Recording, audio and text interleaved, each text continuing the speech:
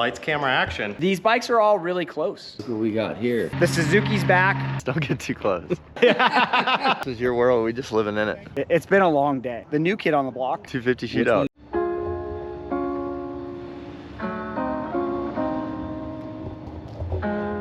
What's up, guys? Welcome back to the vlog. It's vlog 21. We actually just stopped by FCP. Gonna go see Chris Palm for a minute, see what he's been up to, and then we're gonna head over to our studio and get this 250 shootout beauty shots going for the day. And then tomorrow we'll be on track and see how these things do. But let's go see what Chris Palm at FCP Racing's doing.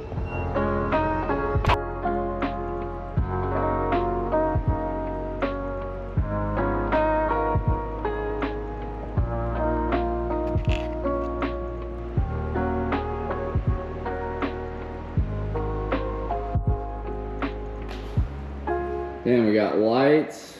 We snuck into FCP. What's up, Chris? What's going on? Lights, camera, action. What do we got going on today? We are just finished on the you got things dropping. Ooh. FCP race cups. Look what we got here. Flying all over the place. So you have race cups now. Yes, sir. From what I understand and what you've told me, you can actually change the pitch, or I guess the rake on a motorcycle. Yeah, so basically we're talking about geometry of motorcycles, and all this is really important when it comes to handling. The rake on the bike will help with the trail. Trail is basically like the contact pads for the front tire, and what we're doing is we're changing the location of the bearing. So we're moving the bearing further back or further forward, which will basically change the angle of the whole neck of the motorcycle. So on this bike today, we rake the bike out, and with this setup, you're able to get a 4 millimeter longer wheelbase and about 1.7 millimeter more trail. So this bike's gonna be way better on motocross tracks. And obviously it's not just KTM, you're doing it for the Japanese. Yeah, we have these for all the major brands, 250F, 450F. The KTM was the last one that we figured out, if you will. But yeah, the Honda, the Kawasaki, we have I'd for be all the major interested in brands. the Honda because it does have a shorter wheelbase.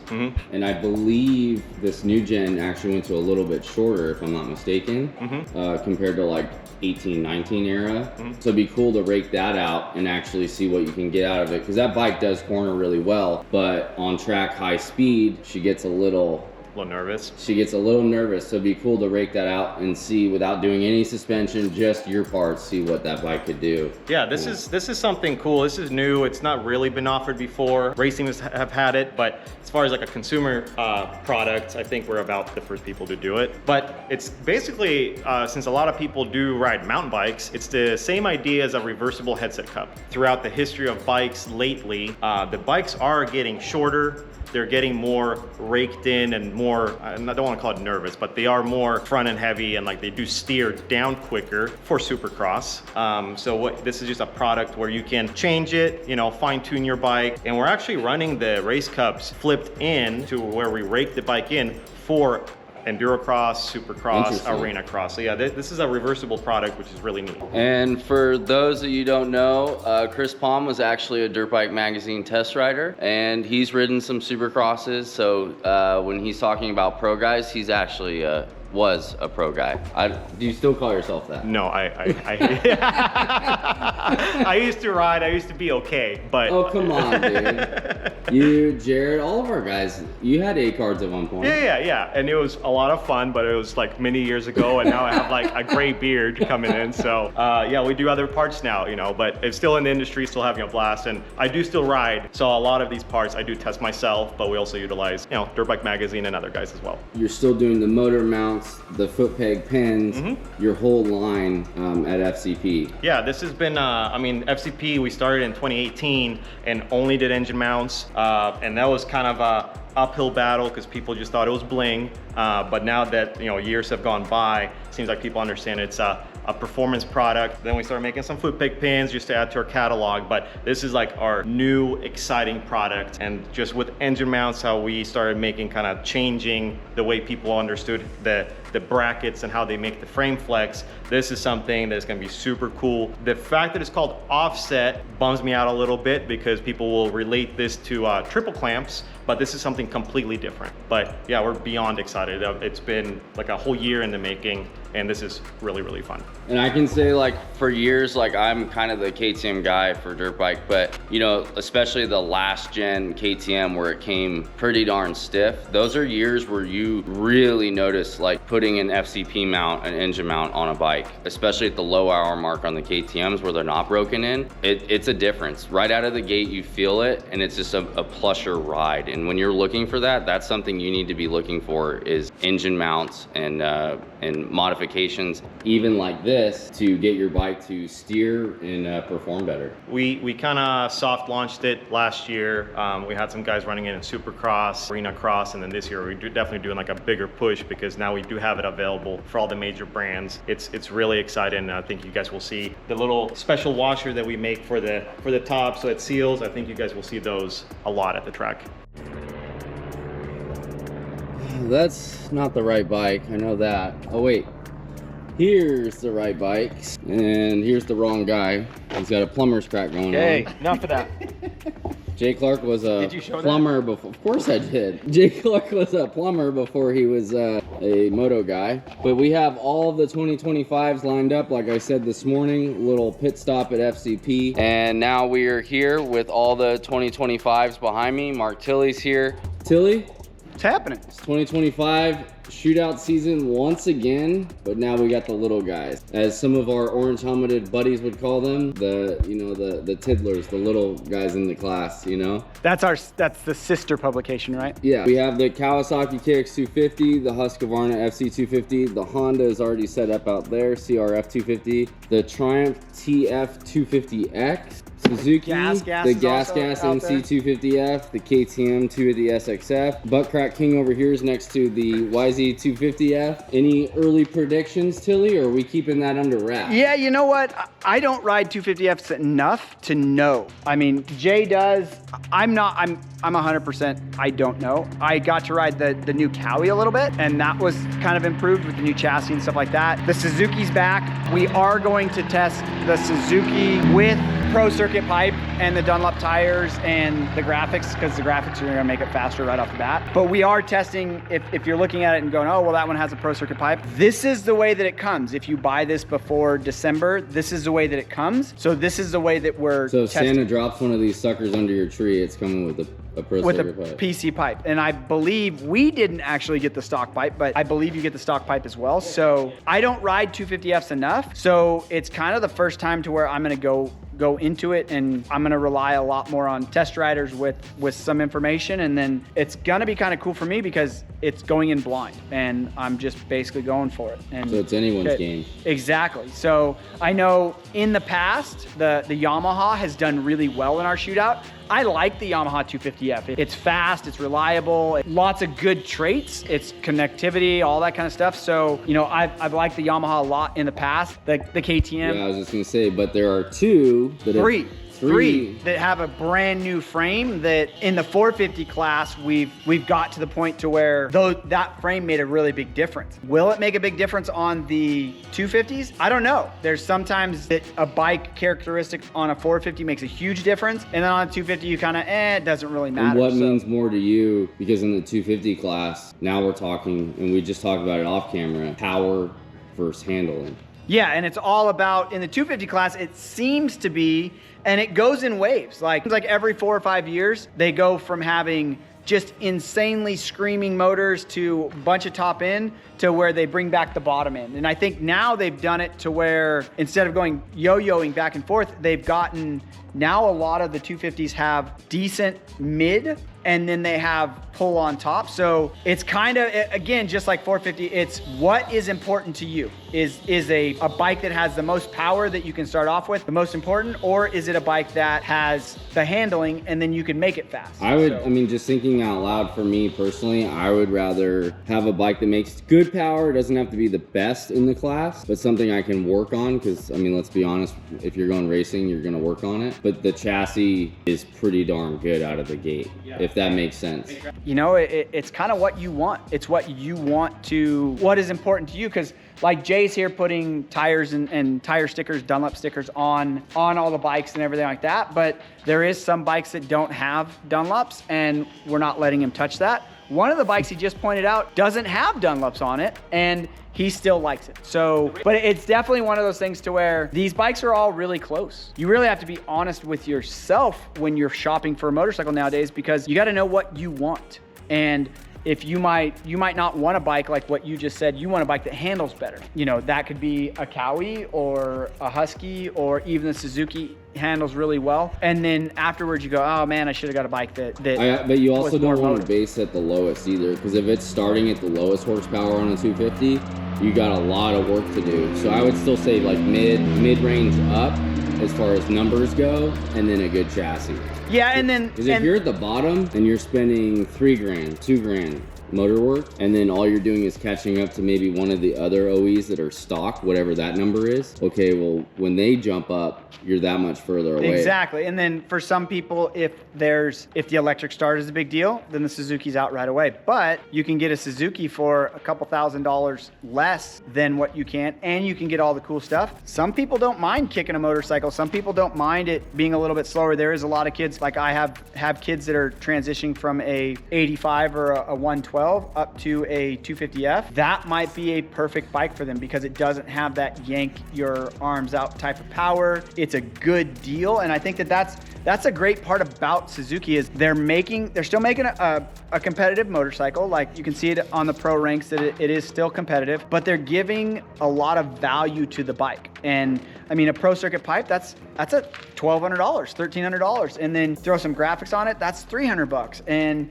you do, you know, other little stuff, and it's like, and then they're still coming in cheaper. So I like the fact that they're still making motorcycles and still wanting to be a part of what we're doing, because it's a really good value for people that are looking for a value. I know that GASGAS has kind of accepted some of the same traits to where they're trying to make something a little bit less expensive for the average guy, you know, coming with, you know, budget tires and maybe not all the bells and whistles. So Suzuki's doing kind of the other thing to where they're throwing more stuff in it, and it's still coming in a lot less. So it's a different way of marketing, a different way of doing things. Is it the right way? Well, if you buy a Suzuki and you're happy, then it worked. Well, let's get into it. I'm gonna go shoot the CRF 250 over there out in the weeds. I'm gonna make sure the plumber keeps plumbing and keeps moving along, and then we might actually go take Ron's wing out for a little joyride. We should put Jared on, tie him to the wing. Well, there's GoPro mount, so we can put a GoPro thing on his helmet and just. Because you notice I don't see Jared anywhere. That's pretty interesting. Yeah, that's definitely that's a topic of conversation this morning. Let's say that. The Backyard Designs van is here, so that only means one thing. Jared's here. It does, yep. Jared showed up at the very end when we stacked all the bikes together, but you weren't here to help with the other stuff. No, I went home to visit my grandma and mom that I haven't seen in like 4 months. She baked you cookies? So when we're picking out motorcycles, who rides what tomorrow, remember who was here moving stuff around. I heard you're gonna wear some dope gear tomorrow. I don't know, we'll see. If I do, Instagram will never see it. What were you doing over there? Don't get too close. 250 Which Shootout. one are you riding? I don't know. I don't want to. Look who's over there. I really want to get in. I'm hoping. I can't really say, but I probably like to ride the Triumph because I haven't ridden it yet. So. Look who's over there. Yeah, Ron. Can I take the gas? Can do whatever you want, Ron. This is your world. We just living in it. Up first, the 2025 CRF 250R. You can see new chassis. We got the map switches, which have been updated. And a lot of the changes the 450 saw.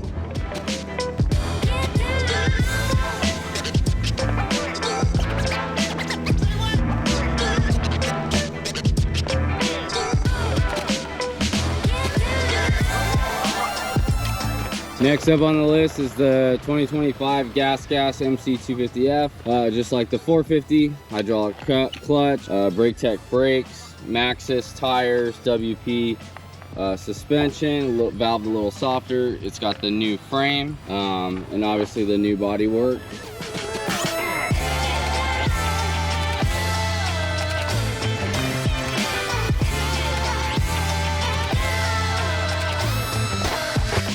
Up next is the Triumph TF250X, all new manufacturer bike for us at Dirtbike Magazine. Obviously it's got the Brembo brakes, KYB suspension, aluminum frame. It's got a vented air box, get some more power out of the motorcycle. But first jab at dirt bikes for Triumph, and our guys were pretty pleased back east when they first tried it. That was a track that they didn't really know about, and it'll be interesting to see how it fares up against all of the 250Fs on the same track in Southern California on the same day.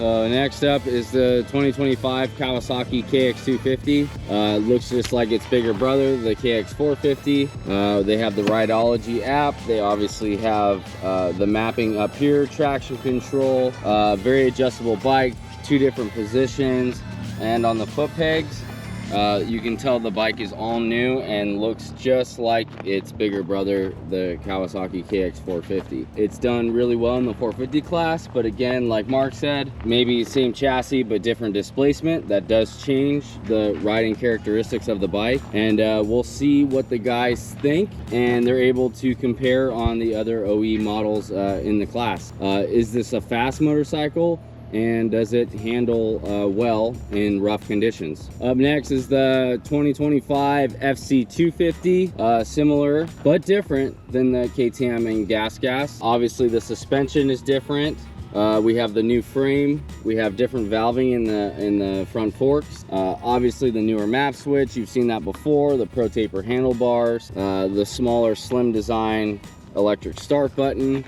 Fan favorite in the 450 class. We'll have some smaller riders like Sean Lepanovich on all of the bikes tomorrow, and it'll be interesting what they have to say about the seat height and how this bike rides on track. You have the Brembo brakes on this bike as well.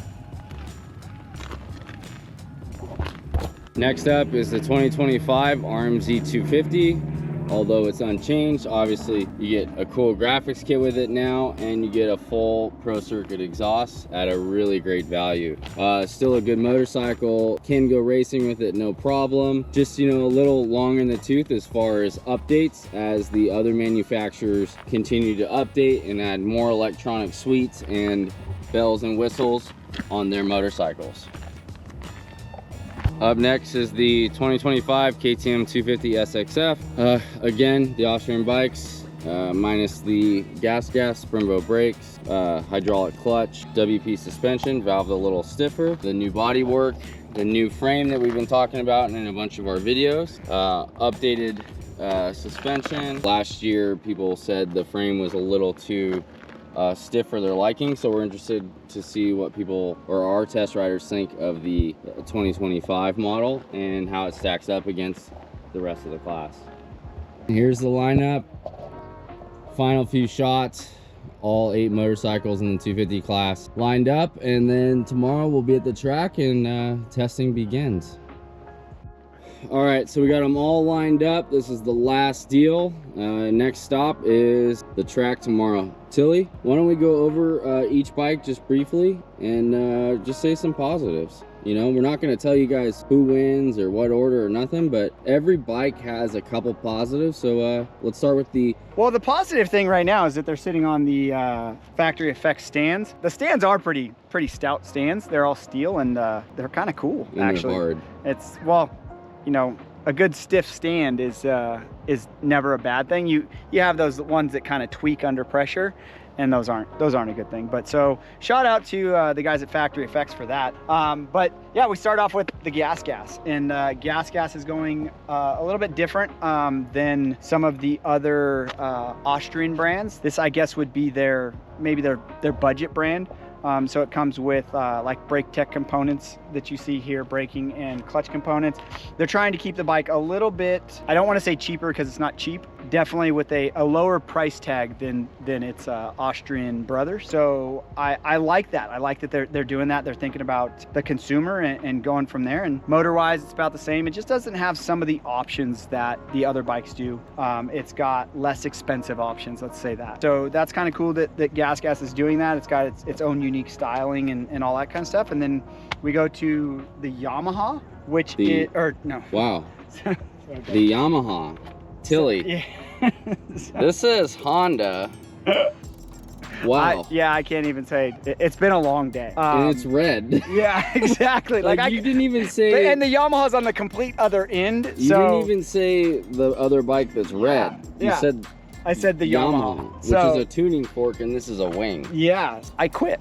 And one's ride red, get the rest, and then the other Blue one Crew. is Blue Crew. Yeah, no, I screwed that one up. So okay, so now we have the Honda, and the Honda's all new for 2025. New frame, new motor stuff. It's got a lot of new things to it, making it a little bit more stable than bikes in the past. It got most of the updates that the 450 got chassis wise. Still come with Pirelli tires. The GASGAS comes with Maxxis tires. I think there's only one other motorcycle that comes with a different tire than Dunlop. But yeah, a lot of test riders are really liking the Honda this year. Gave it a little bit more power, a little bit more stability. So we'll have to see where that stacks up. Come over here, and this is another Austrian bike with the Husqvarna. It's got a brand new frame this year, getting the same frame as what the factory edition or the Rockstar edition got that we saw earlier in the year. It comes back with all the same stuff that it has in the past with the Brembo components on both brakes and the hydraulic clutch. I believe this one is also lowered in the suspension department, slightly lower than what the KTM is. The Pierre Mobilities Group, this is their premium brand. So we saw the GASGAS side of it, and then the Husky side of it is where the racing heritage is and all that kind of stuff. And so this one comes with Pro Taper bars that flex a little bit more than what the bars on one of my favorites. Yeah, and so you do notice that is a noticeable thing. It has the WP suspension components, Dunlop tires. This has, on the 450 side, this has been a favorite of a lot of riders since the change to the frame. It's a little bit more kind of a little bit more rider friendly. So that could make it a competitive bike this year. Exactly. I haven't ridden this bike yet, so I'm excited to try that out. Yeah, so then we go to the Cowie, and again, another bike that is brand new for this year. It got all the updates that 450 got last year, frame wise and componentry and everything like that, with the hydraulic clutch.